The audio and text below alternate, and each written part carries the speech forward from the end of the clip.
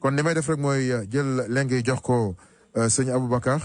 di ko wax ne soxna Binte Diène mu ngi ci ligne bi wante président Madani moom tamit Ndiaye mu ngi ci ligne bi kon nag sëñ Aboubacar bisimilah. voilà merci El Hadj merci El Hadj maa ngi nuyu di nuyu auditeur Sunu Afrique di kontaan lool di dellusiwaat ci plateau bi waxtaan ak yéen ci Fonguat ci mbiru Fonguat di nuyu sama naataango yi Binta Diène Diop ak notre président Madani Ndiaye mais balaa may tàmbali waxtaan bi sur le Fonguat dama bëggoon aussi féliciter SMS Consulting pour la réussite d'une plénière. Vraiment le salon économique c'était soxla woon nañ ko lool vraiment di féliciter sama xarit le président Chouaib Koulibaly kontaan lool di ko gisoon ko aussi durant ce salon là c'était depuis 1983 là que je gëjoon a gis donc ça a été vraiment un grand plaisir de le revoir. On a pratiquement fait la même classe, le même collège ensemble. Donc, kontaanoon lool di ko gis ko aussi tamit gis li muy dox. Vraiment, c'est important de tenir des salons comme ça pour le bien du Sénégal. Donc, et je pense que ça a été vraiment une grande réussite. Effectivement. Voilà. Tey nag waxtaanu tey bi sur le Fonguat, c'est vraiment le thème, c'est le message de Cheikh Ahmed Bamba. Le Fonguat à l'écoute du message de Cheikh Ahmed Bamba. Pourquoi ce thème? Magal bi, c'est le 26. Ce week-end, donc le Sénégal célèbre le Magal de Touba, l'un des plus grands événements du pays. Toutes les populations sénégalaises de toutes les couches, de toutes les foi religieuses même, congrèguent à Touba pour assister à cet événement-là. Beneen chose aussi bu ñu constaté mooy que adduna bi tey jii nii feebar na léegi mën nañ ko wax noonu gisee tout ce qui se passe dans le monde aujourd'hui en termes de moralité, en termes de nit rek nit ak son comportement envers l'autre, l'humain. Nous constatons qu'aujourd'hui, il y a pratiquement beaucoup de problèmes dans les sociétés, que ce soit chez nous ou bien à l'extérieur. Nous gis tamit ne que Fonguat jóg na ne dafay changer doxalinu àdduna bi, pas seulement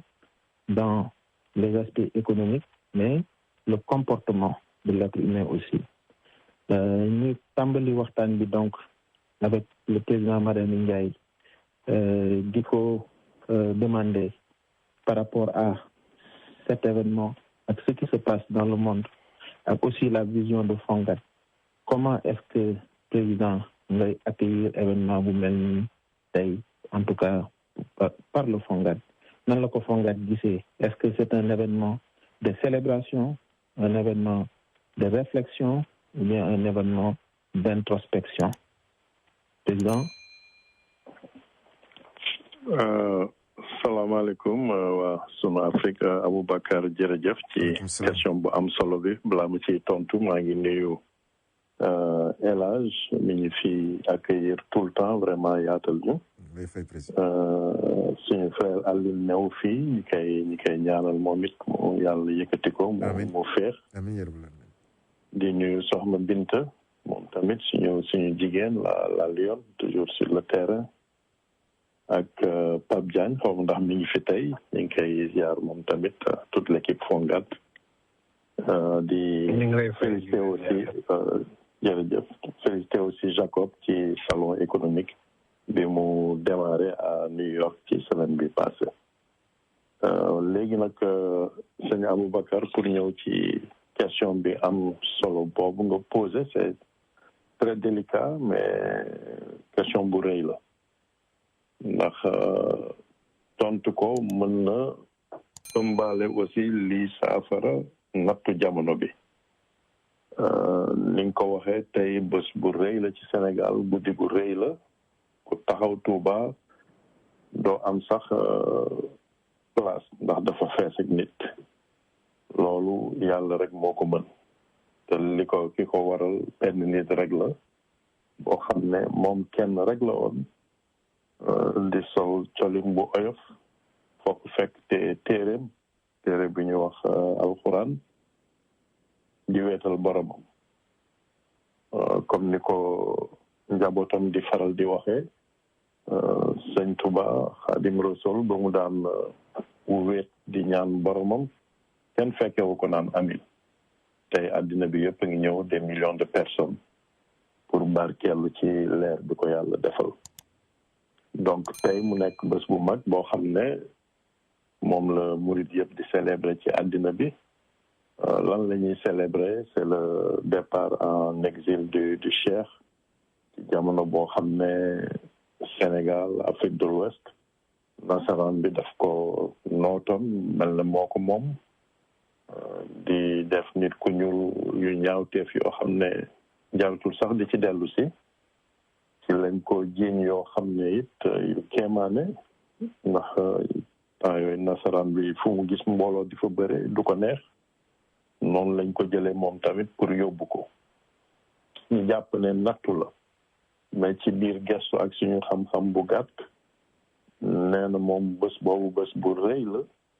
biñ ko jëlee di ko yóbbu Gabon en exil ndax suñu borom foofu la ko won ne keroog daf ko yëkkati ci nattu boobu pour tappal ko médaille boo xam ne daanaka déggu ko ci kaw suuf bëriwul maanaam te tappal ko médaille yu jégal ko boppam njëkk ak takkal ko médaille yu Xaadim Rasul mi maanaam le serviteur du prophète sallallahu alayhi wa sallam loolu def naa liñ koy déggal doomu aadama bëriwul donc moom loolu la ko suñu borom may ci niñ ko gestoo donc keroog ba muy dem foogoon nañ ne demu natt la mais ndekete demu victoire la victoire boobu nag mooy màgg tey jii ba jur màggalu Touba ñëpp di ko célébrer tey ci àddina bi mais léegi liñ ci dugal mooy nuñ ko gisee bésu màggal bi fongat am pied à terre foofu ca Touba ñëw faak espace bu tuuti buñ ko fa yaatal pour fongat commencer leeral lan moo ko tax a jug ak lan lay dox donc loolu it defe naa du hasard man ni ma ko jàppe mooy bésu xewal la it ci fongat pour fongat commencer moom tamit niñ koy waxee ci anglais to start shining naka loolu ndax ñun dañu jugoon rek di sabablu di woo suñu mbokk diaspora fépp fu ñu nekk ci àddina pour que ñu ànd boole suñu doole boole suñu xam-xam pour que la ñu naqadi ci suñu réew ak la ko wër ñu seet nuñ koy saafara de façon positive ci xel ak xalaat ak moyen daal di créer une structure privée pour dajale le minimum de finances pour contribuer au développement économique du Sénégal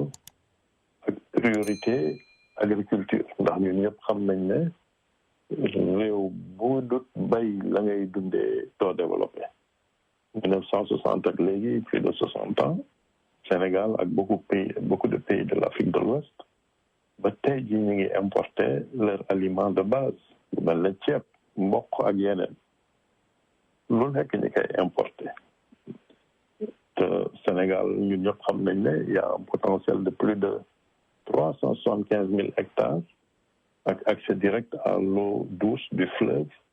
kon loolu mooy lépp nga fa pour ñu bay lépp lu ñuy dundee te loolu bu amee rek suñu doom yi suñu jeunesse bi kenn dootul génn traversé géej gi di dee di wuti loo lekk mais ba tey ji demeegul noonu donc lii mooy objectif prioritaire u fongat maanaam pour jug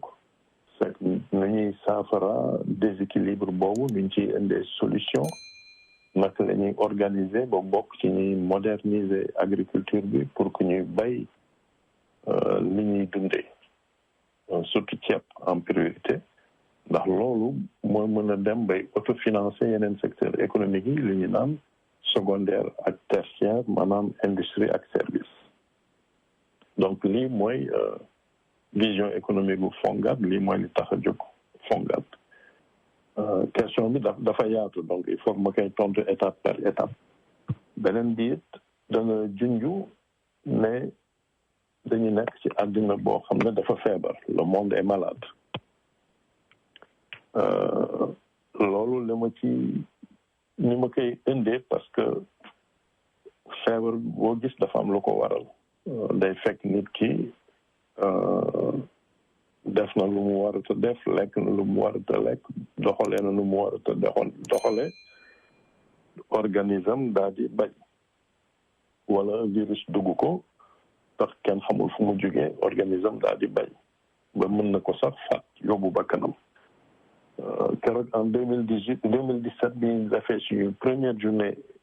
de partage fële au Sénégal à Dakar ci teeru bi ñetti téeméeri doomu aadama ñu fekke ko dafa am ku toog sama wet jékki-jékki ne ma yéen li ngeen indi xamu leen sax lan la ndax ñu ngi naan le monde est malade mais en fait malade boo ko def séparé en 2 syllabes il y a le mot mal et Dieu. C'est comme si on a fait mal à Dieu.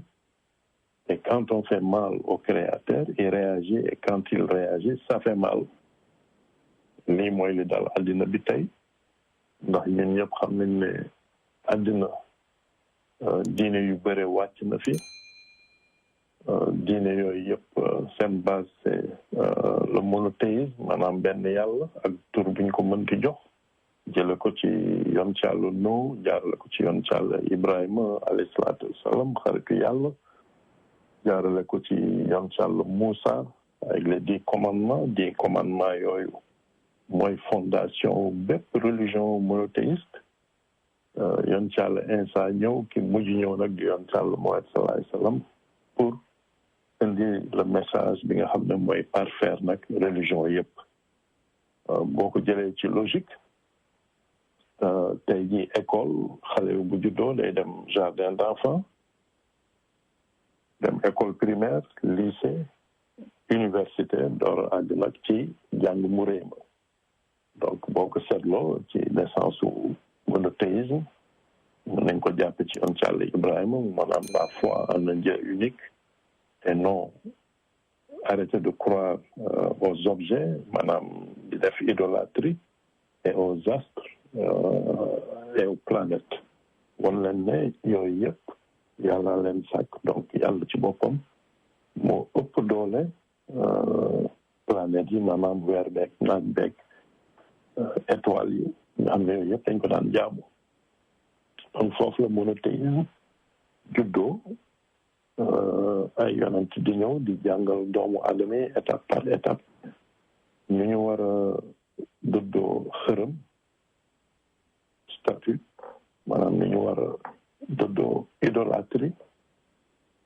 pour wuti ki nga xam ne moo sàkk univers bi moo sàkk suuf moo sàkk biddéew yi ak weer beeg naaj bi donc noonu la première religion monothéiste manifesté woo ba commandement yi nag commencé wàcc à travers Moïse di ci mujj nag vraiment di alxuraan nga xam ne tey jii ñu ko gëstu yëpp gis nañ ci une dimension scientifique une dimension juridique une dimension sociale presque toute une série de connaissances accumulées dans un seul livre ñu remettre ko koo xam ne à l'époque mënul woon bind mënul woon lire muy sallallahu alayhi wa sallam tey scientifique yu bëri ci xeet yu bëri biñ ko gëstoo xam nañ dem nañu ba nangu ne téere bu mel ni un illettré mënu ko woon inventé il y a 1400 ans science bi avancé gul woon pour mën la expliquer exactement le processus de la procréation maanaam naka la doom di formé woo ci biiru jigéen biiru ndeyam ba mën a juddu après 9 mois nekk une personne humaine ak ay cër di màgg ba nekk adulte mën am njëriñ ci communauté bi. Donc complexité yooyu yëpp nekk ci benn téere bu kéemaane ba tey ji mi ngi fi téere boo xam ne tey bu ñu jëloon ñun alxuraan yi nekk ci àddina yëpp lakk ko nit mën na jógee see tariwaat ko ba mu jeex ñu bindaat ko mu nekk loo xam ne kon c'est indélébile mënatul disparaître. Donc kooku it beneen mystère la naka la doomu aadama mën na mémoriser un livre en entier mën na gëmm di ko wax suba ba ngoon di ko réciter te du ci juum wala buy juum it du bëri. Je crois que yooyu yëpp ay miracle li ñu war a constater. Foofu nag la dimension économique gu Cheikh Ahmad Bamba Sëñ Tuubaa Xaadimu Rasuul juddoo foofu mooy source bi foofu mooy inspiration bi foofu mooy origine bi ndax moom léppam ci boromam la yàlla ak yonent bi sallallahu alayhi wa sallam. Léegi boo ko puiser foofu ci ngay door a gis nag lan la jublu ci dimension économique am ndax moom ba mu ñëwee wootewul diine wootewul tarixa dafa ne rek muridulahi c'est un terme. Ça veut dire tout simplement le retour vers Dieu. Boo ko jëlee ci yeneen expression religieuse mooy li naan la rédemption la renaissance muy que ne nit day dox ba jamono gis ne moom kat dafa réeroon mu ne man kat yoon bi ma jublu du bu baax am na yoon bu ko gën te yoon boobu am na ku ma ko gën a xam naa dem mu jàngal ma ko moom mokkal ko mën a topp yoon bi. Donc noonu la ay doomu aadama yu bëri commencé wuti cheikh bi maanaam ay disciples di dem mu jàngal leen seen borom delloo leen seen borom ci jamono boo xam ne boobu Sénégal ceddo yi ñoo fi bëri woon xamuñu woon fu yàlla féete. Donc noonu la ñu bëre soppeekoo delluwaat seen borom di pratiquer diine l'islam avec une touche africaine. Foofu muy touche mouridisme touche boo xam ne nag innovation boo xam ne Sëñ Tuubaa ci boppam moo ko ci dugal touche boobu lan la du dara lu dul wan nit ku ñuul ne bul xeeb sa bopp bul foog ne la jóge ci biti mooy li gën da nga yor lépp ba pare te xamuloo ko yàlla may na la lépp aussi te xamuloo ko te pour découvrir ko il faut nga jàng. Donc la recherche du savoir c'est d'abord la base de tout ndax nit ki bu amul xam-xam bu xamul lu muy mën def lu bëri ignorance lu suñu borom rëbb la ci alquran ndax am na foo xam ne nee na je m'exprime en langage parabolique je m'adresse aux intelligents et je n'ai affaire qu'aux patients. Donc aji muñ gi yàlla bëgg na lool kuy gestu ku xam kuy sore lu lëndëm ba pare di muñ ci lépp loolu yëpp mi ngi ci téere bi li njëkk a wàcc ci alquran moom lañ sallallahu alayhi wa sallam njëkk a dégg iqra liiral mu ne mënuma liir ñu sol ko li alquran ci dëndam loolu aussi beneen miracle la. Donc alquran dafa jiital connaissance Sëñ Tuubaa it connaissance la jiitaloon pour moom nit ki dafa war a wut xam-xam d'abord door a mën a xam fu muy teg tànkam door a mën a dugg ci dimension économique dimension économique boo ko ëndee base bi yëpp la fondation c'est le travail et le travail bien fait dafa war a ànd ak tout un mécanisme toute une méthodologie nga xam ne loolu ñu ngi koy jàng ñun ñëpp tey ci université ci école foofu lañ koy gestoo mais seulement ñu bëre jaar nañu ci xam-xam boobu nga xam ne ci nasaraan la jóge mais fàtte ci boole la dimension spirituelle wala ruus ci sax boole la dimension spirituelle nga xam ne dimension boobu boo ko buggee am tey mi ngi ci Linjiil mi ngi ci Tawret mi ngi ci Zaboor muy lan mi ngi ci Ancien Testament Nouveau Testament mi ngi ci alxuraan au complet. Donc il faut ñu bu ñuy wax it ñu boole diine yëpp rek jàpp ne yëpp suñu borom la jógee mais lu ci nekk ay dafa wàcc ci ay étapes ba àgg ci benn niveau de maturité boobu nag la Sëñ Tuubaa am may boo xam ne ñu bëri amuñu lu ni mel ndax moom dafa boole alxuraan bi avec la touche africaine, la touche négroïde, la touche du noir bi nga xam ne moom la ci boole pour que nit ku ñu mën a gëm boppam mën a gën a sàmm dignitéem jàpp ne lépp lu muy wuti ndekete mi ngi ci moom mais il faut ñu am fuñ ko teg ma xuus ci lii rek door a la delloowaat kàddu gi pour ñu mën ko booleek aussi yeneen anecdote yoo xam ne ñu ngi koy dund ci jamono bi au XXIe siècle pour gën a comprendre le message économique du Cheikh Sëñ Touba Khadim Rassoul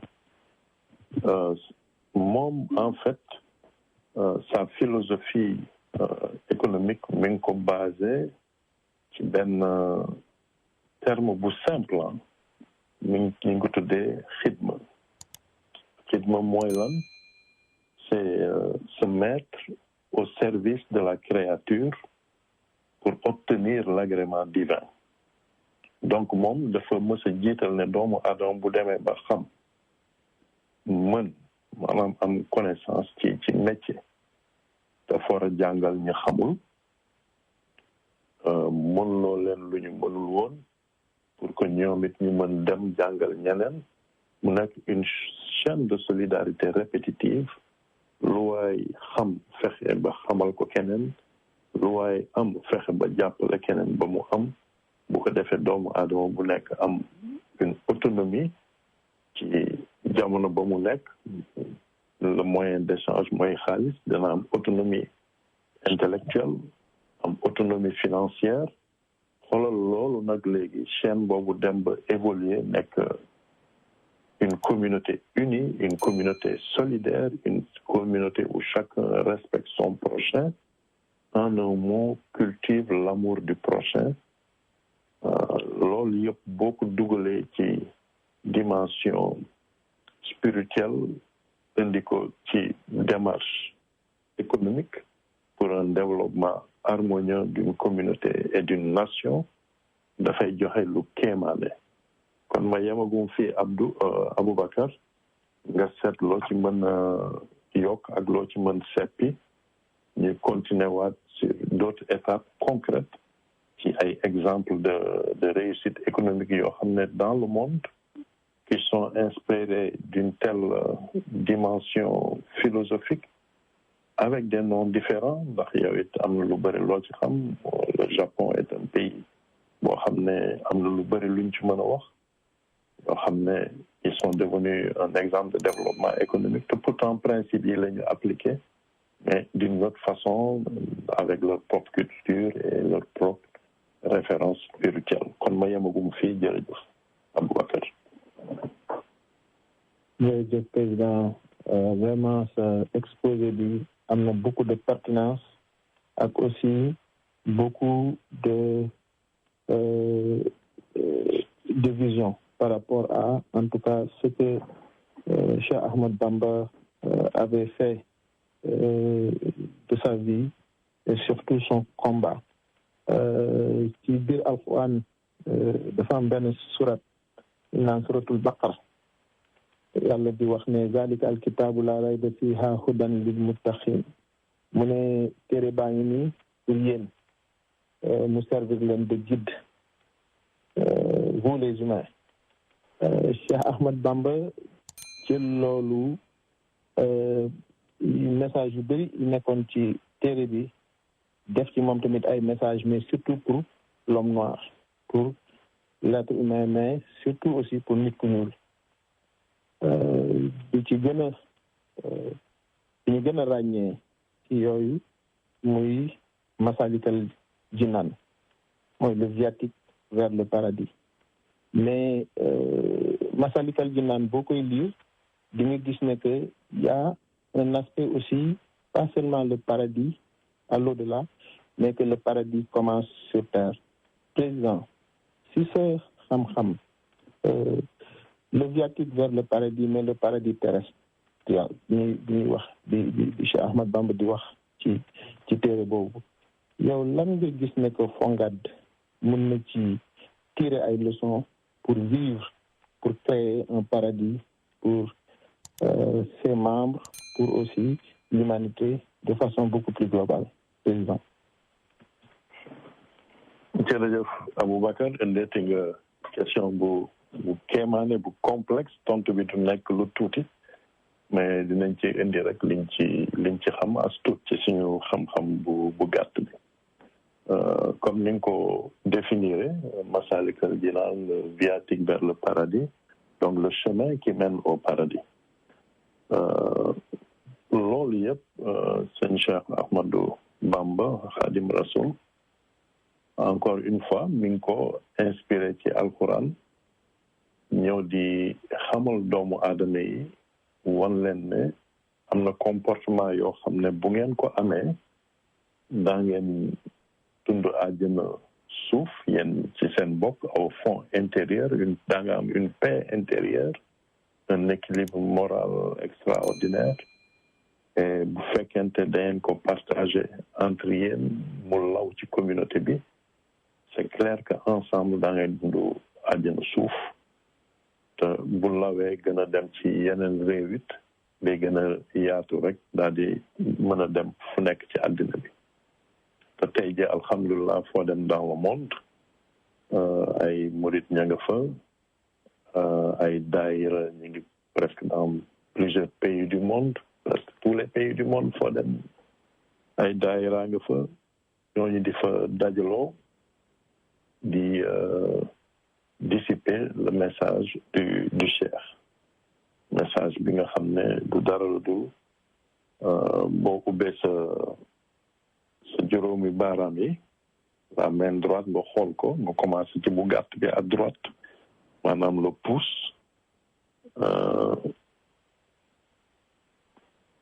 boo résumé philosophie Cheikh bi ci juróomi point la li ci ëpp. Un d'abord c'est l'amour du prochain, li nga yéene sa bopp nga yéene ko sa morom te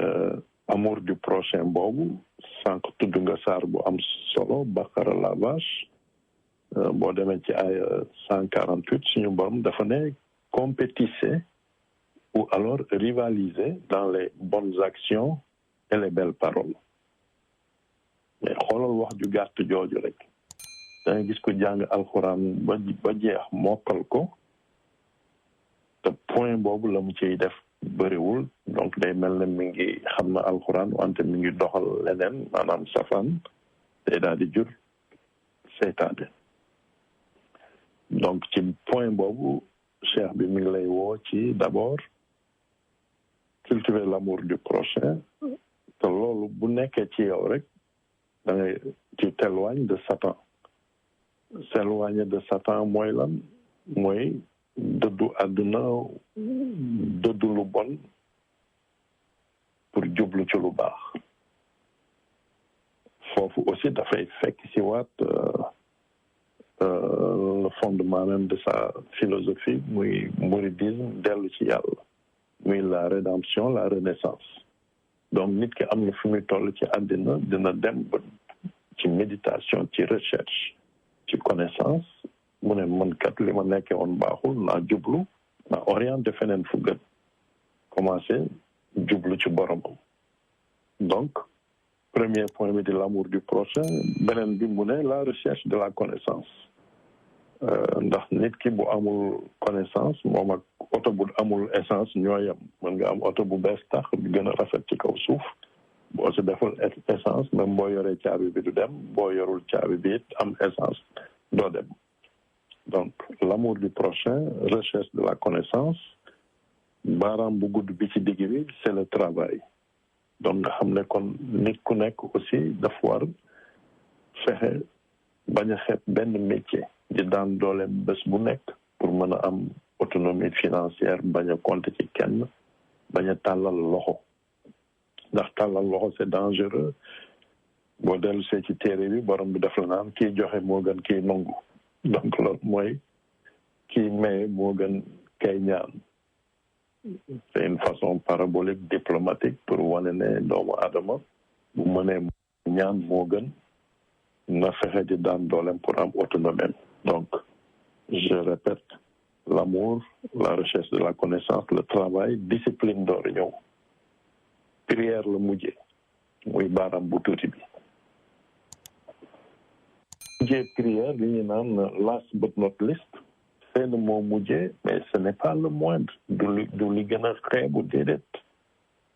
C'est que balaa ngay mën a julli téere bi daf la koy wax suñu borom neen la balaa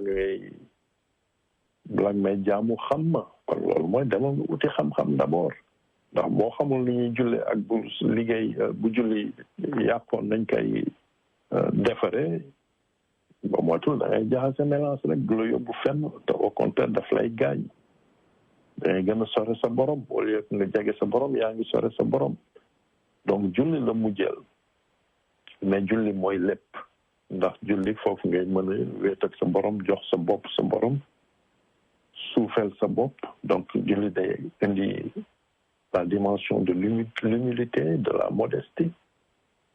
yooyu yëpp ay valeurs humaines la yoo xam ne ci ku mu nekk rek vraiment foo mënti dem ci kaw suuf ak ñoo mënti doomu adama boo mënti jëflanteel dina xam ne kii am na lu nekk ci moom te lu nekk ci moom ay valeurs positives la ay valeurs yu baax la mu dellu si waat rek ci Baqara rivaliser dans les bonnes actions et les belles paroles mais léegi àddina bi lan moo fi ëpp safaan bi moo tax coono yu bëri maanaam lu bon léegi moo ëpp defante lu bon léegi àgg na à une dimension boo xam ne Sénégal musuñu xam reyante mais léegi cugu rey nit gars yi defatuñ ko muy dara or dans nga toog des années au Sénégal doo mës a dégg fuñ ne rey nañu nit mais léegi chaque jour nga dégg ne rey nañu nit lu tax pour benn téléphone portable donc pour xaalis lu ko waral ñàkk xaalis maanaam pauvreté tey taux de pauvreté bi àgg na foo xam ne jéggi na dayoo ba ma ngay jur ay polémique ci réew ma donc daf lay won ne rek encore une fois li nga waxoon ci njëlbeen Aboubacar le monde est malade addina bi dafa feebar te li koy saafara moo ma yem foofu comme dellu si waat waaw ñu may quelques minutes waaw ñu may El Hadj Ndaw mu dem fay ay facture ensuite ñu dellu si waat continuer waxtaan bu neex jërëjëf voilà jërëjëf merci beaucoup voilà merci ok jërëjëf auditeurs yi kon nag ñu ñëwaat ak suñu partenaires yi waa Fongad sëñ Aboubacar ñu delloo la ngay bismillah jërëjëf El Hadj jërëjëf tey moom auditeurs yi gis nañ ne que waxtaan bi xaw na différent un peu ci waxtaan yi daan am dans le passé parce que tey jour bu am solo la jour bu vraiment màgg la pour le Sénégal au Sénégal déjà le Magal a commencé le jour de Magal a commencé donc vraiment ñuy kontaan lool ñëw tey consacré waxtaan bi sur les œuvres et les actions de Khadim Rassoul Cheikh Ahmed Bamba tey kontaan lool di waxtaan di inviter suñu président Madani pour vraiment démontrer la dimension spirituelle bi nga xam ne ni moom en tant que leaderu organisation bi ñu koy installé biir Fongad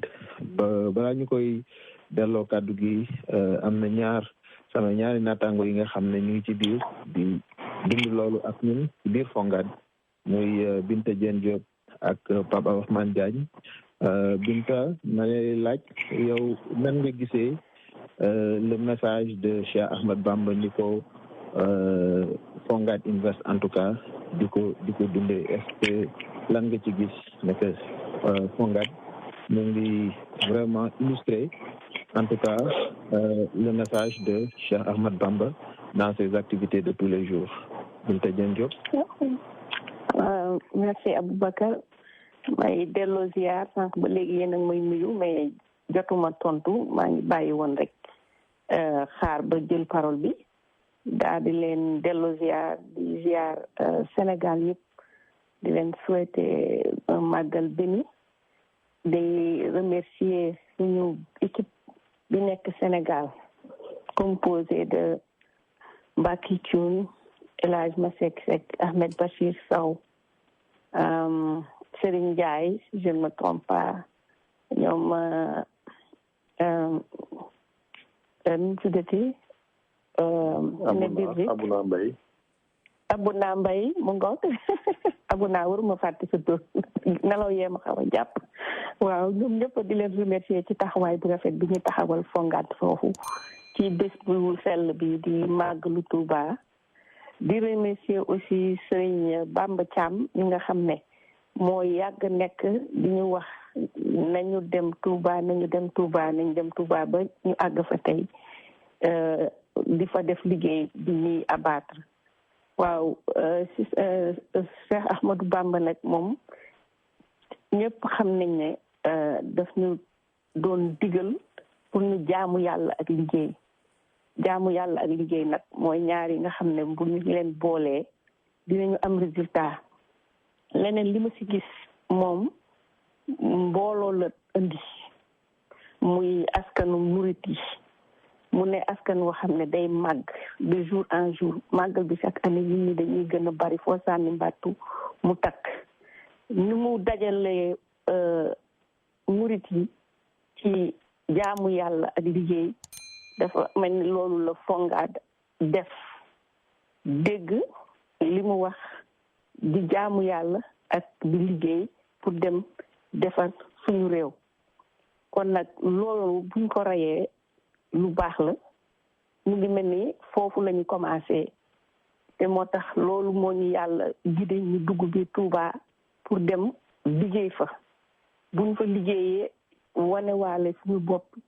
wane ne ñun tamit taalibe Fonguat lañu mais taalibe Sénégal ak l'islam lañu balaa sax ñuy nekk taalibe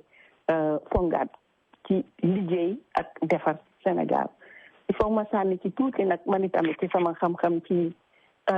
Cheikh Ahmadou Bamba man li ma gën a neex dans son histoire muy juddoom ça me vient tout le temps en tête te dama koy citer en exemple de temps en temps ndax jigéen laa te nekk di sëy di jur doom ñun jigéen ñi loolu suñu mission la mais juddu Cheikh Ahmadou Bamba li tax mu impressionné ma ndax yaayam Maam Jaara Buso ba mu ko ëmbee Maam Jaara mu ngi ñëw ci àdduna 1833 génn àdduna 1866 à Proxaan Maam Jaara ba Cheikh Ahmadou Bamba nekkee ci biiram jëkkëram dafa ñëw ne ko dañ ma may beneen jabar te ñu ngi dëkkoon ci benn case waaye nag awma fu ma ko yóbbu pour consommer mariage bi Maam Jaara ne ko jëlal sama néeg mu ne ko sa néeg mu ne ko waaw te mu ngi ëmb ba 10 mu ne ko kon yow fooy fanaan mu ne ko man dinaa fanaan ci waañ bi mu ne ko waañ mu ne ko waaw mu insisté jëkkëram jël néegam moom mu dem fanaan ci case bi nga xam ne mooy waañ bi case bi nag dafa amoon benn pax yàlla def guddi gi muy sotti taw bu bare bari mel ni si di ñagara mooy wàcc mu toog ci biir case bi ndox mi wàcc ci kawam ba à un certain niveau ci yaramam ci oom yi mu jékki-jékki dem en travail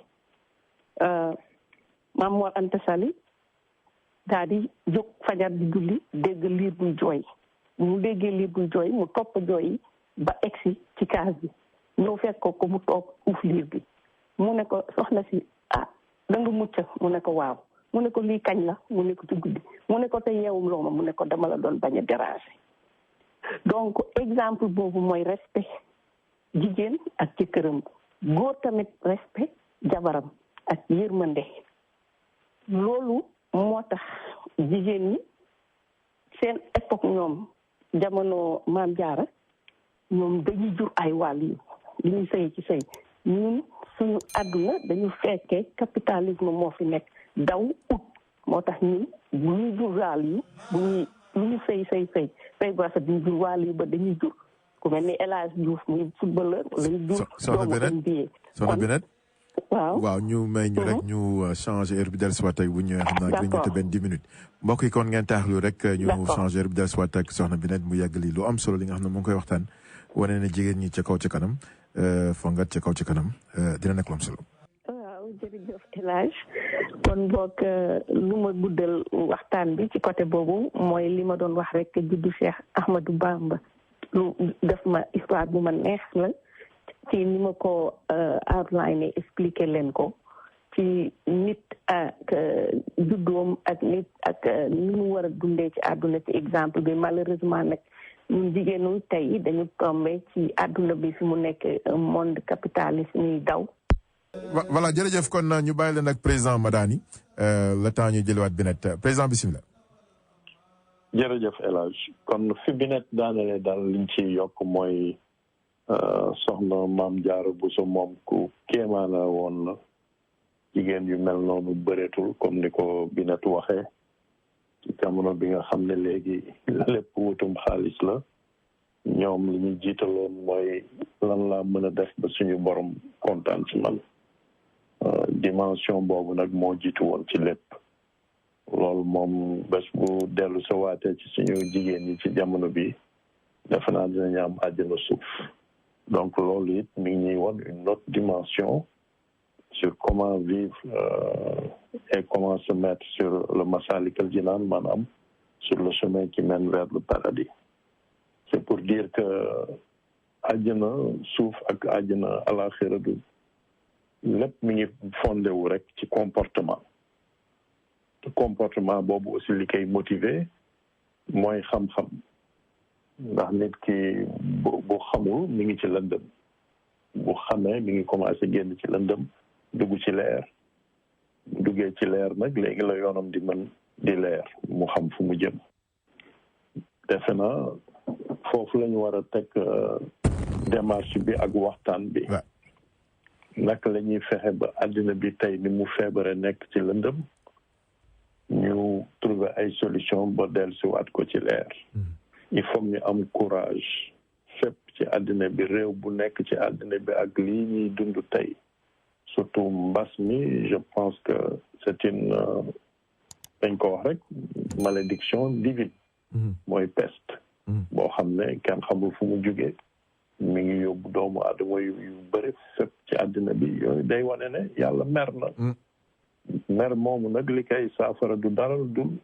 dellu ci moom yàlla la mu bëgg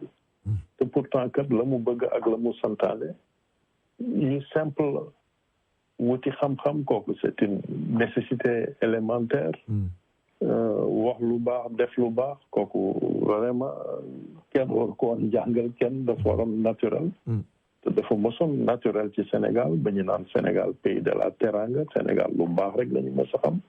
foo waxee ñu ne benn réew la benn kër la mais tey dafa mel ne Sénégal dafa tasaare kenn xamatul la fa xew lan la ak yi ñuy dégg ak yi ñuy gis kenn xamatul lan la donc yooyu yëpp bokk na ci li motiver Fonguat Invest ay membres am ba ñuy dugg il est vrai que c'était un projet économique regrouper des moyens pour contribuer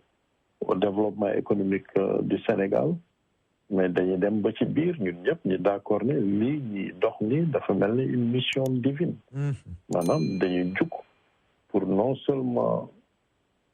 doxal luy améliorer suñu développement économique mais dañu dem ba d'accord ne affaire bi il faut que mu am une fondation une base solide te fondation boobu du dara lu spiritualité am na ñoo xam ne même bu ñu du tudd diine dañu naan l'être humain une fois sur terre doit comprendre qu'il est dans un environnement qu'il n'a pas construit planète Terre planète nu mu tëti lune planète étoile yooyu yëpp ay planète la l'univers avec sa complexité doomu aadama xam na ne il ne l'a pas créé donc du coup da ngay xam ne qu'il y a un maître au-dessus de tout cela kooku mooy le concept du divin du créateur qui a conçu l'être humain indi ko ci kaw suuf par des mécanismes qui dépassent l'intelligence kooku nag boo ko gestuwul ba xam ko ba jox ko cëram yow ci sa bopp tu risques d'être en déséquilibre dans cet univers muy planète Terre et l'univers qui l'entoure ndax univers bi planète yi benn bu ci laal moromam rek àddina tukki te bu ci nekk yaa ngi jaar ci sa orbite di dox sa yoon 24 heures sur 24 te doo laal sa morom donc ñoom dañoo régler dañoo harmoniser les montres mais doomu aadama moo nekk ci biir àddina moom ñu ci ëpp déréglé donc li koy réglé du dara lu dul sujet bi ñu développé tey bokk na ci dellu si waat ci philosophie Khadim Rassoul ci philosophie mouridisme philosophie Cheikh Ahmad Bamba loolu nag di ko li ñuy waxtaane ni tey ça veut pas dire que moom moo yor exclusivité wu lépp luy spiritualité mais dafa nekk une référence importante et fondamentale pour le Sénégal ñun la ko yàlla féetale ci kaw suuf je crois que dafa nekk fierté mais teewul diine bi moom benn la dans le monde bu ñu ne jullit nit ñi dañu foog ne catholique bi bokk ci wala beneen diine bi bokk ci bu ñu ne jullit rek képp koo xam ne nangu nga ne benn yàlla moo am rek jullit nga yow tamit donc c'est la soumission à la puissance divine loolu yëpp nekk feeñ Sénégal mais il y a pas que le mouridisme tijaan yaa ngi fi au Sénégal catholique yaa ngi fi ñaseen yaa ngi fi laayeen yaa ngi fi pour ne nommer que ces sectes religieuses mën nañ ne sax du ay secte mais ay école d'excellence la nga xam ne ku fa dem daa nga jàng kan mooy sa borom ak noo war a doxale ci kaw suuf et encore une fois pour ñu mën a dund àjjana suuf mën a am àjjana de l'autre côté voilà donc je pense que daal philosophie yi yëpp buñ ko boole indi ko sur une dimension concrète par exemple li ñuy wax ni dafa mel ne léeboon lippoon wala utopie ou alors fiction il y a rien de complexe ndax li ñuy wax ni yëpp ce sont des valeurs positives yi nga xam ne boo jëlee un exemple concret un pays comme le Japon un tout petit pays nga xam ne Sénégal moo ko ëpp foofu yoon presque chaque jour dafay am lu ñu naan earthquake tremblement de terre dem nañu ak seen xam-xam en 1945 après Hiroshima Nagasaki nga xam ne bombe ñëw na détruire lu bëri ci réew ma dañu jóg ne plus de violence pas d'armée nañ leen boole suñu xel ak suñu xalaat discipliné defar suñu réew am ambition ne dañu bëgg devenir une puissance économique mondiale 45 ans plus tard ils sont devenus la 5e puissance économique mondiale ci lan lañ ko teg d'abord xam-xam yéenante seen biir japonais bi ku romb moromam da ngay daal di taxaw mel ne kuy si jot sëgg jox ko respect parce que dañu xam ne doomu aadama bu nekk miracle la doomu aadama bu nekk am na leer bu nekk ci moom leer boobu mi ngi jóge suñu borom li ñu naan le secret de l'âme kenn mën la wax fan la am nekk ci biir doomu aadama mais ñun ñëpp xam nañ ne liir bu juddu rek commencé jooy di yëngu di màgg ba nekk kéemaan ci kaw suuf di réaliser des choses yu kenn mësul woon foog ci kaw suuf di def miracle ak loxoom ak xelam oto buy daw te nit du ko dawal avion bi naaw léegi te kenn dawalu ko yooyu yëpp dafa nekk ay miracle yoo xam ne xam-xam moo ko indi discipline yeneent lu baax wax lu baax def lu baax gis naa ne yow kat yoon bi nga jël mën na indi coono te am naa xam-xamu ne boo jaaree ne dina am njëriñ ma jàpp la ci nga dem noonu loolu mooy avancer réew plutôt que safaan bi nga xam ne def ñi yóbbu ci comportement animal yóbbu ñu ci li ñu naan lambu golo kay dóor marto yi kenn xamul des termes yoo xam ne xamuñu fu mu jógee yàlla ci yàlla musal donc en s'inspirant du Japon on voit que ne théorie yi ñuy wax tey ñeneen appliqué nañ ko te pourtant duñu appliqué xamuñu luy l'islam wala buñ ko xamee it c'est avec une connaissance et à distance xam nañ ne rek diine bi existé na mais pratiqué wuñ ko xamuñu doctrine bi et pourtant ils ont appliqué des valeurs positives yoo xam ne mi ngi ci alquran mi ngi ci mouridisme mi ngi ci doctrine économique u Sëñ Tuubaa Xaadimu Rasuul ainsi de suite donc c'est pour dire que li ñuy wax di tey am na solo lool yeneen réew appliqué nañ ko te xamuñu fu Sénégal féete wala xamuñu la culture sénégalaise ci beneen diine la ñu bokk ak beneen culture mais lépp li ñu appliqué du dara lu dul juróom yi ma waxoon rek l'amour du prochain, la recherche de la connaissance, le travail, la discipline, la prière. du leneen ñoom it dañuy méditer dañuy def yoga di wéetal seen borom ndax luñ ci def it ñu ngi jiital ne am na ku nekk ci kaw ku ñu sàkk. Je pense que comme ni ñu ko tuddee la source doomu aadama bu reconnecté avec la source dafay daal di retrouver son équilibre bu ko moromam defee ñun ñëpp ñu nekk sur des bases d'équilibre yoo xam ne suñu interaction lu baax rek lay mën a jur. kon ma yemagum ci schéma bi delloo micro bi Aboubacar ak Binta ak Pape Diagne jërëjëf El Hadj. Absolument président sa wax vraiment profond na xóot na te comprendre nañ l'exemple du Japon c'est un grand exemple di ci yokk ne dëkk boo xam ne la amul aucune ressource minière pratiquement culture du riz la ñu am et aujourd'hui ñoom ñooy contrôler peut-être la première ou bien la deuxième compagnie de fabrication de voitures dans le monde qui est Toyota. Donc te gis nañ aussi apport yi ñu andi dans l'électronique loolu yëpp basé sur les ressources humaines. Ma orienté kaddu gi ci Pape Diagne un peu Pape bi ñuy door bi ñuy commencé Fonguat président Madani ci première réunion yi mu doon def pour constituer le Fonguat Invest bi mu demee wut information ci association yi au niveau des consulats dañ ko jox liste association yëpp mënoon na rek jël les associations sénégalaises qui est peut-être l'organe le plus laïque boo xam ne mën na constituer le Fonguat jël association sénégalaise yi nekk ci état yi jël association sénégalaise yi nekk ci dëkk yi dans les différents pays mu constituer son premier groupe mais deful loolu en plus de cela daf ci yokk ay association religieuse dimension spirituelle boobu mu andi ko ci Pape ban lecture ngay def ci dimension spirituelle boobu président Madani andi ci première constitution bi di andi association religieuse yi pour constituer le Fonguat d'ailleurs si je ne me trompe pas même yow ci noonu nga duggee à travers ITFA si je ne me trompe pas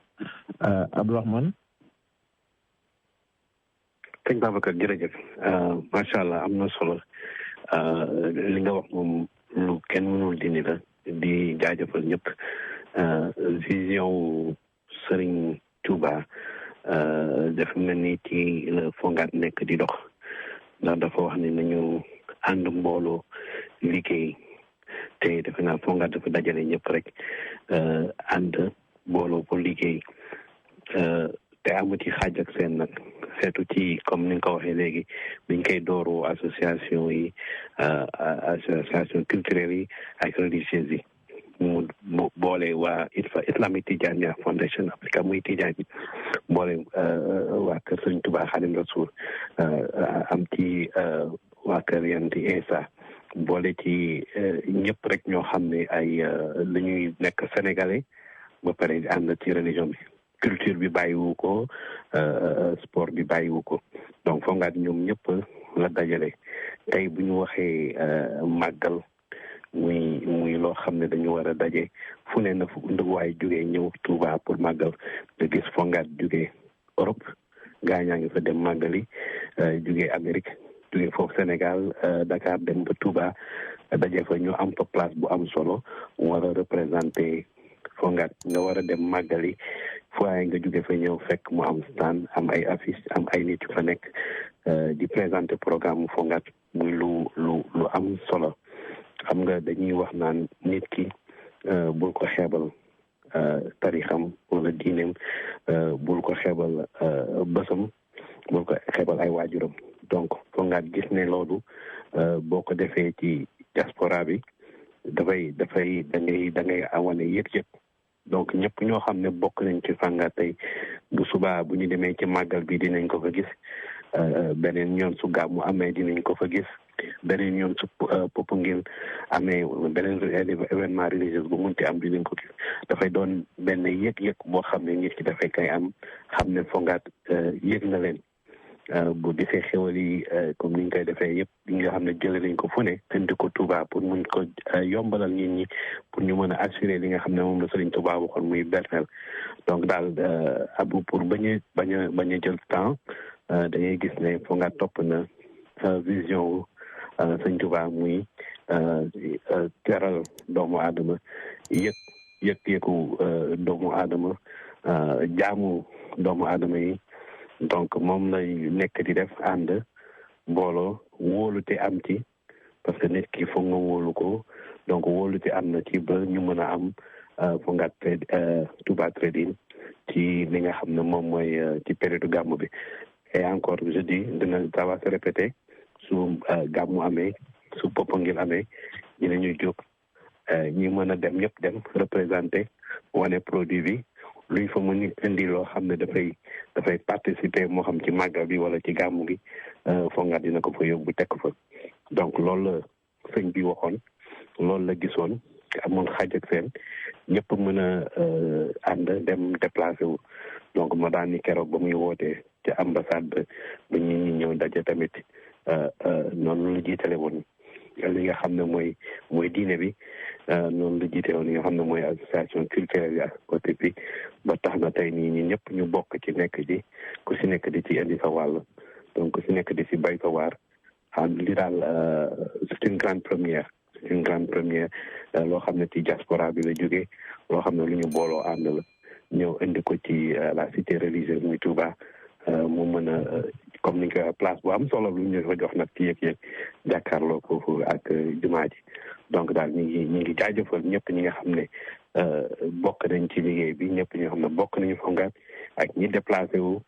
yóbbu business bi foofu ci Touba pour mën a màggal bés bi nga xam ne suba waxtaan bi daal am na solo li fi président wax am na njëriñ am na solo su ma soññee dama naan ñun de màggal nañu si guddi gi fi mu ne nii bu ñu xëyee daal dañu élage jox berne yeeg ñu berne xam ne après gannaaw bu ñu wàccee kaamil bi rek ñu berne xam ne ñun fi mu ne nii wax dëgg yàlla macha allah màggal nañ jërëjëf soxna Binta tamit wax na fi lu am solo ak sëñ Babacar élage ñu ngi lay nuyu di la yóbbante nuyoo ci Aliou Samb di ko seet bu baax nu mu def di ko ñaanal ci màggal bi bu ko defee suñu borom fëgg boppam mucc incha allah jërëjëf sëñ Babacar amiin ci ñaan yu rafet yooyu nga wax ci jëm ko ci sunu xarit Aliou Samb yàlla na ko yàlla may wër gu yaram mu gaaw fekk ñëwaat ci liggéey bi di la remercier Abdourahmane Diagne yow yaag Binta illustration yi ngeen fi joxe ci ni Fonguat di vivre en tout cas le message de Cheikh Ahmed Bamba Khadimou Rassoul temps bi nag dab nañu wax dëgg yàlla waxtaan bi neex na lool mais il faut que clôturer ñu may président madame ñu mu clôturer ci question bi président bi ñuy commencé bi ngay door Fonguat comme ni ñu ko seedee sànq mënoon nga yem rek ci association sénégalaise yi les associations laïques ñu ko waxee noonu mais da nga dem beyond da nga dem aussi tirer xëcc association religieuse yooyu yëpp loolu tamit nit mën ko seede ne c'est quand même un courage parce que ku xam association religieuse yi bëgg a boole nasaraan yi tijaan yi murit yi yëpp andi leen ci organisation boo xam ne dafa am ay poste dafa am ay position dafa am ay intérêt yooyu yëpp ngi ci biir wax dëgg yàlla c'est une organisation à part entière qui se veut une organisation multinationale da ngay dugg dans un domaine extrêmement sensible waaw mais yow loolu arrêté wu la tu as eu le courage vraiment légendaire de dire que le spirituel dafa war a bokk ci lii ñi tabax ni président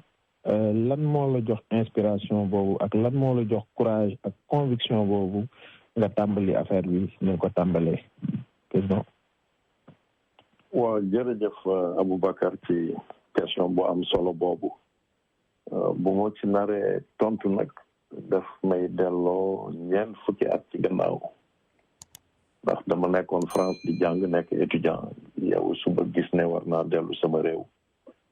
seet lan laa leen mën a indil ci lépp lu baax lu ma gis te fa ma jógee pour indi ko sama réew pour sama réew tamit mën a jëm kanam ñu am suñu autonomie may bañ a sax di soxla di génn sama réew ndax dama dem ba ne sax léegi Sénégal moom sam dellu si naa dootuma génn ndekete borom bi am na leneen lu mu waajaloon ba ma wàcc see Sénégal dama gis ne une société divisée mu jaaxal ma quoi te ma xam ne bu dee spiritualité la ñuy jiital suñu borom xamul division suñu borom unité la xam wax na ko ci téere yu booloo leen ma indi sama yërmande donc bés ma ñëw gis xeex ci quartier bi te la ko waral du dara lu dul kii tijaan la kii murit la ba ñu nar fa reyante ba ñëw dugg seen diggante séparé leen ma ne ko yow murit bi sa diine lan la mu ne l'islam lan mooy fondement bi du yàlla ak yonent sallallahu alayhi wasallam mu ne waaw ma laaj la même chose tijaan mu ne waaw ma leen kon lu ngeen di xeex dam leen ngeen gestuwaat téere yooyu bu ngeen ko gestoo correctement di ko jëfee correctement du ngeen mës a xeex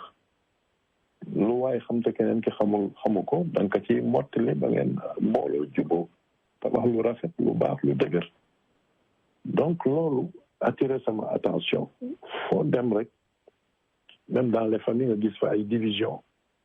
mu jaaxal ma quoi nga gis ne loolu yëpp ay intérêt moo koy indi ma dem tamit ba constaté ne ñun lépp lu ñuy dundee dañ koy importer donc yooyu yëpp inspiré ma commencé nag di gestu sama borom di gestu téere yëpp yàlla wàcce mais alxuraan l'Injil Tawret les livres théologiques gestu les écrits de Mam Maodo les écrits de Sëñ Touba yu ci nekk mais gestu di def ay synthèse comme une recherche scientifique ma dem ba gis ne daal tout est dans l'unité tout est dans l'amour du prochain et tout est dans la connaissance bu ñàkkee rek musiba am ignorance moo indi musiba yi ci jamono bi ndax ñun ñëpp ñoo bokk fi ñu jógee bu sa mission jeexee ci kaw suuf ñu denc la ci biir suuf donc ku nekk da ngay ñëw on vit on meurt loolu mooy àdduna ma gis loolu yëpp daal xam ne mbir mi moom secret àdduna mi ngi ci spiritualité ndax doomu àdduna jëmm ji du dara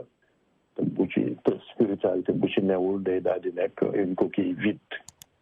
donc ma jàpp ne spiritualité mooy base lépp di wut sam borom ba am daal lu ma jot ci sam borom loo xam ne nag day jafe wax lépp am na yu ñu mën a wax ak lu ñu mënut a wax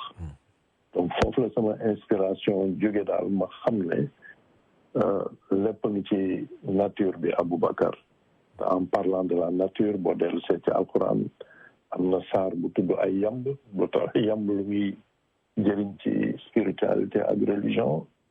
boo ko posé noonu rek daf lay daal di jaaxal les fourmis maanaam melentaan loolu lu muy jëriñ donc suñu borom daf lay wan ne léppam ci nature bi te boo inspiré wu ci nature bi ndax la nature est tellement organisée parfaite et harmonisée boo ci inspiré woo d'une façon profonde et scientifique daa nga gis les solutions des problèmes de la société boo ci inspiré woo correctement rek def ci une adaptation da ngay daal di génn ci sa ay problème boo jëlee par exemple yambi l'abeille vole et collecte les meilleures fleurs sur les arbres donc ay pollen le déchet de l'abeille mooy miel donc indil na la synthèse de toutes les plantes sallallahu alayhi wa sallam ci jamonoom ku feebar boo ñëwee mu la demal naa lem mais bu ñu nee lem pur moo tax bokkul ak lem bi ñu coupé tey lem yu bëri dañ ko coupé yokk ci suukar ak tout ça mu lay indil feebar ak diabète mais lem pur xam nañ ne du joxe diabète donc pureté daal di dugg melentaan nga gis seen discipline c'est extraordinaire des milliers ou des millions dañuy rombante yëkkati bopp fekk ñu ngi sàbbal seen borom pepp suuf ñu jël teg ko fi ñu ko war a teg mu nekk njàng mu nekk loo xam ne ëpp na melentaan peut-être 10 000 fois lu tuuti loolu moo ko tabax donc nga gis ne àddina finalement Aboubacar du dara lu dul connaissance discipline respect du prochain et tout simplement l'amour du prochain donc lii la ñu nature bi war a jàngal lii la ñu téere yi war a jàngal loolu yëpp daal boo ko seppee mi ngi ci rek nit ki di li nga yéene sa bopp boo ko yéenee keneen ki àddina day dootul feebarati lépp day daal di jaar yoon mais buñ ci raxee leneen rek indi division ki intérêt personnel égoïsme musiba daal di am defe naa daal noonu laa koy tënkee ci waxtaan bi encore une fois solution bi mi ngi ci ñun il suffit de méditer en soi-même d'accepter les solutions élémentaires de les appliquer avec sincérité et honnêteté loolu buñ ko defee rek ku ci nekk da ngay daal di nekk léegi une brique homogène brique yu homogène ngay mën a boole pour tabax mën a boole brique bu rectangulaire bu triangulaire ak bu circulaire pour tabax kër il faut des briques homogènes plusieurs briques rectangulaires wala plusieurs briques carrées ou plusieurs briques triangulaires noonu nga koy mën a harmoniser pour mën a tabax lu dëgër loolu nag mooy fondement wu Fonguat tey muy que ne ku ci nekk am na loo xam te sa morom xamuloo ko xam-xam dëgg moo nekk ci biir Fonguat compétence ku ci nekk indi ko ci ni mu gënee rafet gis na sa morom kat mënewul fii nga jàppale ko ci ba mu mën ko ñu daal di harmoniser di avancer ensemble ba di tabax loo xam ne lu dëgër la tey fi ñu toll ak fa ñu jógee vraiment Fonguat ñun ñëpp ñu ngi sant yàlla on sent une dimension supérieure bu ñuy guider bu ñuy dimbale bu ñuy souder bu ñuy unir fi ñu toll nii def naa on est satisfait de ce que nous faisons donc fi may tënkee daal waxtaan bi def naa agsi nañu presque à la fin di rek ñaan màggal bi nekk màggal boo xam ne suñu borom dina ci wàcce leer kenn musta fokk di ñaan mu dugg ci doomu aadama ya fa daje yëpp law ci réew ma yëpp wàll ñëpp ci leer ba Sénégal ñu dellu ci yu baax yi ñu xamoon raxas xel yeeg xol yi ndax xol yi bu ñu setee rek lépp daal di baaxaat donc yàlla na yàlla def loolu ca màggal ba mu law fépp ci Sénégal def ko ci mawlud bi ñëw ca Tiwaawoon def ko ca Popenguine lépp nekk leer rek yàlla ko yàlla def kon nag ci biir loolu it di ñaanal xalifa bu mag bi sëñ Muntaxa Mbàkke ñaanal ko mu yàgg fi te wér ñaanal suñu mbokk murit yëpp tey suñu borom nangu seeni ñaan fële ca Touba ba mu nekk une synergie positive foofu ca bërëb ba et partout dans le monde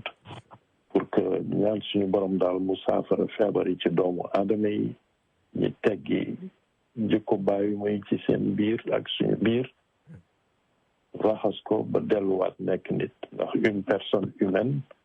mooy mën a incarner toutes ces valeurs yi ñu fi tudd tey yàlla na yàlla def ñu nekk des personnes humaines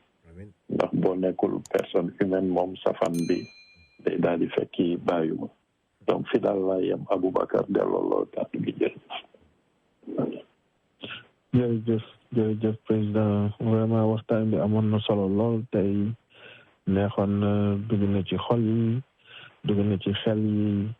di la remercier yow ñi nga xam ne tey tu es un exemple de leadership bien que le Fonguat est une organisation à but lucratif certes mais aussi ak responsabilité sociale et mun naa ne même morale incarné nga ko loolu ñëpp nangul nañ la ko nga nekk exemple dans le Fonguat mais aussi dans la diaspora président ñu ngi lay remercier d'avoir été avec nous ce soir di delloowaat lenge yi ndeyu mbili mi muy El Hadj Ndaw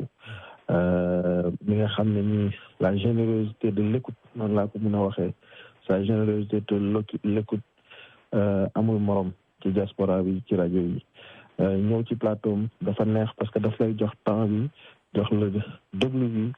jox la aussi vraiment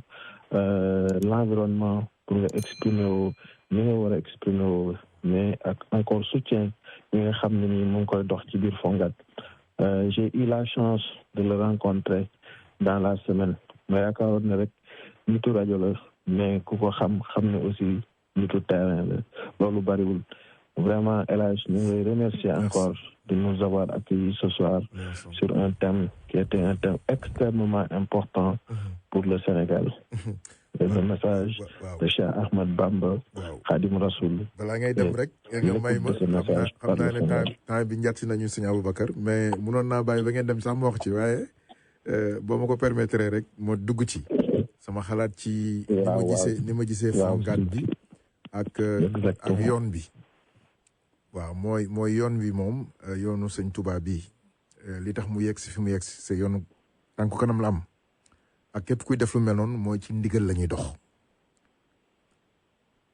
et Fonguat mii ma gisit ci ndigal lay dox donc je trouve que ne bu ñu tegoo ñun ñëpp ci ndigal comme ni ko président di wax président buy wax kenn du doyle mais macha allah on est malheureusement temps bi rek la ni mu leeralee li xew Japon dem ba ñoom ñëpp ñu mun a tënku jox cër nit tegu ci yoon tegu ci ndigal yàlla may leen lu mu leen may mu wax ko leeral ko ci tamit dans l'univers li nga ciy gis ci comme ay exemple yu mu jox ci abeilles et les autres que ne lépp ci tegu ci yoon maanaam ci ndigal daal man daal damay ñaan ci barki màggal gi nga xam ne ñu ngi koy def ca Sénégal di ko def un peu partout Touba New York Touba France et tout partout ne ñëpp delluwaat ci ndigal waaw nañ toppante tegu ci ndigal parce que bu ñu tegoo ci ndigal lépp dina yomb c'est metti na trop am ni ko président waxee Sénégal metti na trop quand je dis metti na mooy que ne bu ñu demee ba li ñu yare woon gisatuñ ko réseaux sociaux yi ni mu indi nit ñi jàngate yi ñuy jàngate comme ni rayante bi et tout ça loolu yëpp foog naa ñàkk wàcc ndigal gi la bu ñu tegoo ci ndigal gi rek lépp dina yomb donc dama ci bëggoon profiter rek balaa ma lay bàyyi nga tëj nag parce que bu ma ko waxoon seen ginnaaw du neex donc j'en profiter pour le dire et puis vous remercier vous aussi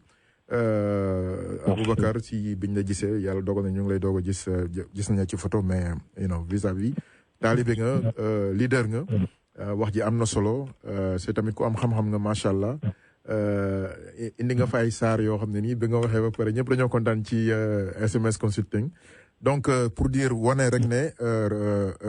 Fonguat comme ni ko président waxee ay borom xam-xam ñoo fa nekk waaye ay nit ñoo fa nekk macha allah di ñaan yàlla rek yàlla may ndam Fonguat parce que bu may ndam Fonguat mooy may na ndam Afrique c'est man ku nekk xam ne ne El Hadj Ndao du waxantu je dis pas des choses pour faire plaisir quiconque je les dis parce que je sens que c'est ça voilà donc loolu rek laa ci bëggoon wax. jërëjëf El Hadj jërëjëf di remercier encore sa auditeurs yi di ñuy déglu chaque 2 samedis di remercier aussi l'infatigable Binta Diène Diop Pape Abdourahmane Diagne ak kàddoom yu rafet di remercier encore toute la diaspora vraiment ni ñu jàppee ci Fonguat gis nañ à travers la carte diaspora nit ñaa ngi ñoo commencé maintenant di adhérer au mouvement de Fonguat mais di tëjee rek fi nga tëjee mooy kaddu bi mooy ndigal